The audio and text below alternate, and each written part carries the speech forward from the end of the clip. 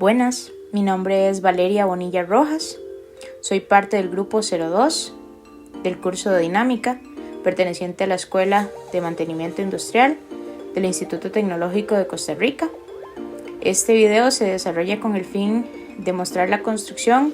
y resultados obtenidos en el desarrollo del proyecto correspondiente al primer semestre del 2021 del curso dado. El problema que se va a desarrollar se trata sobre una pelota que se lanza desde la parte superior de una caja con un ángulo de inclinación de 40 grados. La idea es determinar la velocidad con la que sale del punto A y llega al punto B, es decir, la velocidad inicial y final de la trayectoria, en dos casos distintos. Primero, cuando recorre una distancia horizontal de 27.7 centímetros a una altura de 28.5 centímetros y posteriormente una distancia horizontal de 26.9 centímetros a una altura de 51 centímetros. Para el desarrollo del problema, se partió de la teoría vista en cinética de una partícula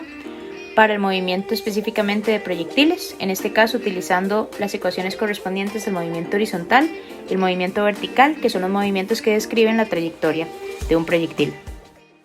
Además, se parten de algunas suposiciones importantes, como el hecho de que la aceleración del sistema es igual a la gravedad, que se desprecia la resistencia del aire y que se desprecia la fricción. Aquí podemos ver cómo la velocidad de A para el movimiento del proyectil tiene una componente tanto en X como en Y, por lo cual es importante proceder al análisis tanto del movimiento horizontal del sistema como el movimiento vertical.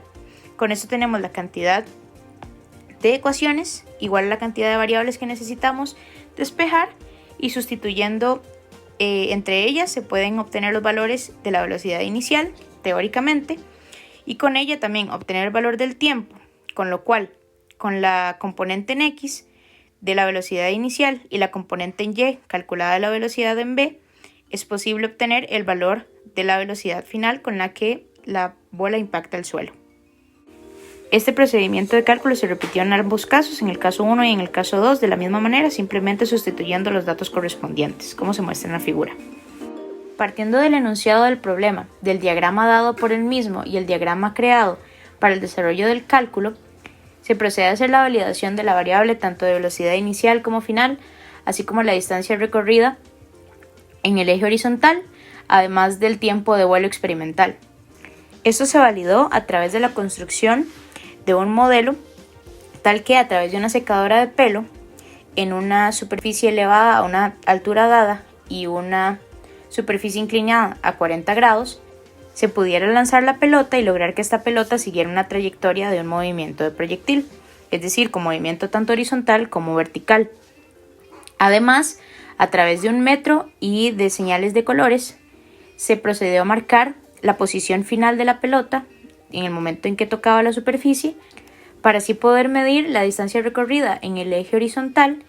y partir de eso, teniendo tanto el tiempo medido a través de un cronómetro, que eso fue otra de las variables medidas, y la distancia recorrida, fuera posible obtener a través de cálculos el valor experimental para la velocidad tanto con la que salía, es decir, VA, así como la velocidad con la que tocaba la superficie, es decir, VB. Como se buscaba que el modelo tuviera una cierta altura determinada que fuera posible de medir, tanto en el eje Y como en el eje X, se consiguió a través de una caja plástica, de una cuña de madera, que fue lo que generó la inclinación de 40 grados medida a través de un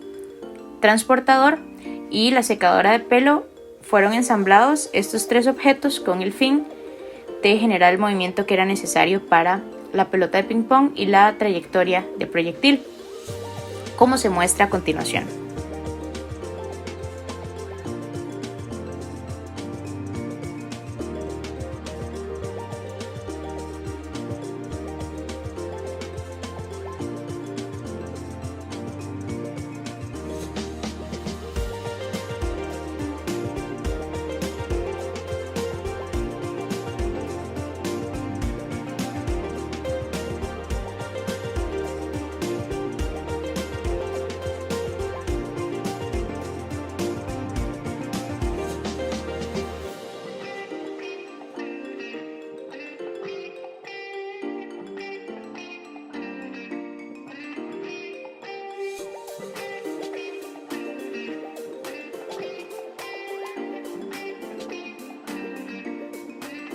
Como se puede ver en la tabla número 1, se ve los tiempos, las velocidades obtenidos para el caso número 1 y el caso número 2. Para el caso número 1 el tiempo fue de 0,3251 segundos, la velocidad en A de 1,1164 metros entre segundo, la velocidad en B de 2,6128 metros sobre segundo. Para el caso 2 el tiempo fue de 0,3839 segundos, velocidad en A 0,8602 metros sobre segundo y la velocidad en B fue de 3,2907 metros sobre segundo. Posteriormente, en la tabla 2 y 3 se pueden ver los valores medidos experimentalmente, en este caso el tiempo y la distancia recorrida en el eje horizontal, con lo cual fue posible obtener los valores para las velocidades experimentales, donde se obtuvieron los siguientes resultados. Se puede ver la comparación entre los datos teóricos y los datos obtenidos en la experimentación, tanto para el caso 1 como para el caso 2, en donde se pueden ver que los porcentajes de error rondan entre el 9% al 20%. Si nos enfocamos en los porcentajes de error con el fin de hacer un análisis de los resultados obtenidos, para así ver la variación que existen entre los datos experimentales versus los datos teóricos, podemos ver que a pesar de que sí existe un porcentaje de error para todos los datos, este porcentaje es bastante bajo, por lo cual se puede ver que se obtuvieron resultados bastante aceptables. Algunas de las fuentes de error que se pudieron ver fue la fricción que puede existir en la plataforma de madera, además de la resistencia del aire, pues no se contaba con un cuarto completamente aislado, además de quizá la poca precisión al tomar la posición final de la pelota cuando cae. A pesar de la marca que quedaba en la tela cuando la pelota caía, puede que ese no fuera el punto exacto. Además, la toma del tiempo puede que no haya sido lo suficientemente precisa, generando error. Además de que para el cálculo de la velocidad final en B, puede que existiera una acumulación de error debido a que ya el valor del tiempo y el valor de la velocidad en A ya contienen un porcentaje de error por sí solos. Y al esto ser sustituidos en una ecuación para obtener el valor de B, este error se empieza a acumular, por lo cual fue la conclusión de que sea el valor con el mayor porcentaje de error. Sin embargo, también entra en el rango aceptable. Algunas de las conclusiones planteadas posterior al desarrollo del proyecto fue que el cálculo de obtención de datos se puede lograr mediante ecuaciones de movimiento y aplicación de cinética de partículas en un problema real. Fue bastante interesante cómo se pueden obtener valores experimentales cercanos a la teoría idealizada a través de un modelo construido. Además que para el análisis de una trayectoria de proyectil es importante conocer algunas variables como la altura, la distancia que recorre en el eje horizontal, el tiempo de vuelo o el ángulo de lanzamiento para poder despejar las velocidades correspondientes, y además se puede aproximar de una manera aceptable un problema idealizado